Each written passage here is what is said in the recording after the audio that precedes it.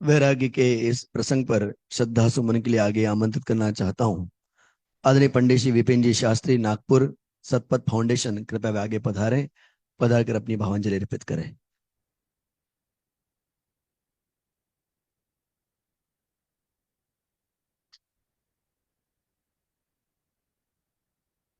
कोई बुरा कहो या अच्छा, लक्ष्मी आवे या जावे, लाखों वर्षों तक जीऊं या मृत्यु आज ही आ जावे, अथवा कोई कैसा भी भय या लालच देने आवे, तो भी न्याय मार्ग से मेरा कभी न पद डिगने पावे।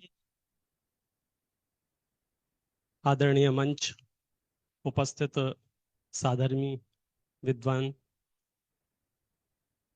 ये जो चार पंक्तियां पढ़ी, इनमें हमारे पूर्व विद्वानों की गुरुदेव श्री के प्रभावना योग में जिन शासन की छत्र छाया में जिन जिन ने भी तत्व ज्ञान का रसपान किया है, उनकी जीवन शैली ऐसी ही सहज हो जाती है।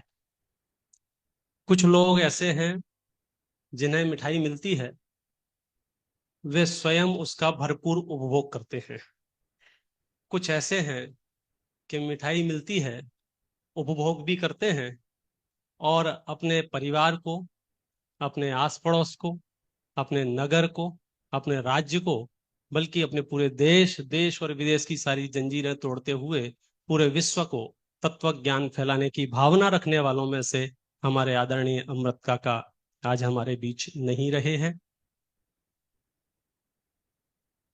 हर व्यक्ति की ये तीव्र भावना होती है और आगम में स्पष्ट उल्लेख है कि हमने अनेक कार्य अनेक बार किए हैं, सिर्फ एक समाधि मरण नहीं कर पाए हैं।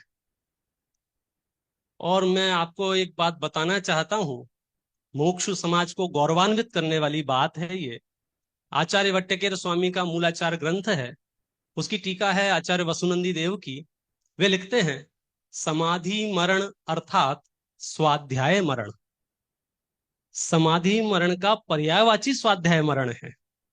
इसका मैंने फिर इस दिशा से पढ़ा, स्वाध्याय मरण अर्थात समाधि मरण। ये जिन वचसे रमनते ते स्वयं वांत मोहा, जो जिन वचनों में रमण करते हैं उनका मोह स्वयं ही नष्ट हो जाता है। इसलिए जो स्वाध्यायी है, आज मैं शैलेश भाई का जब प्रवचन सुन रहा था दृष्टिना निधान के ऊपर, तो मेरे दिमाग में पहले एक बात चलती थी और लोगों से बोलते भी रहते थे, बेचार कलाक स्वाध्याय जोइए पण जोइए। आज उसमें प्रमोशन हो गया, अपग्रेड हो गया।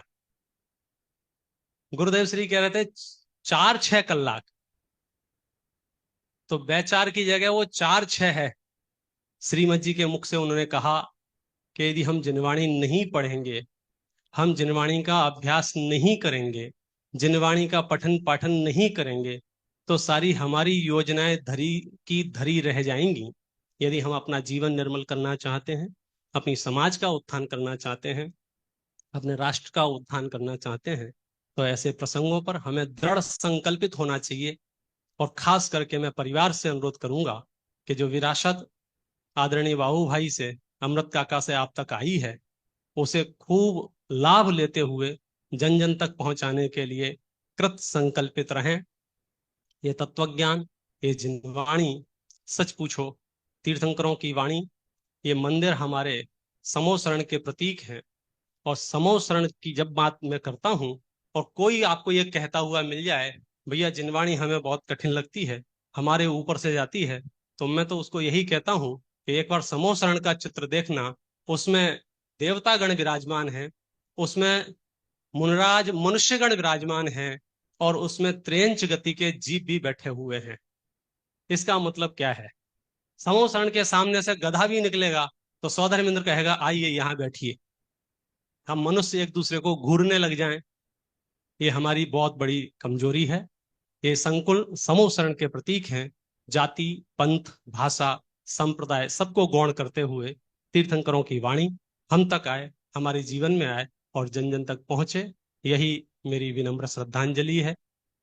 नागपुर मुमुक्षु मंडल की ओर से, सतपथ फाउंडेशन की ओर से और पूरे देश विश्व भर के सतपथ परिवार की ओर से विनम्र श्रद्धांजलि अर्पित करता हूं, भाव विराम की भावना।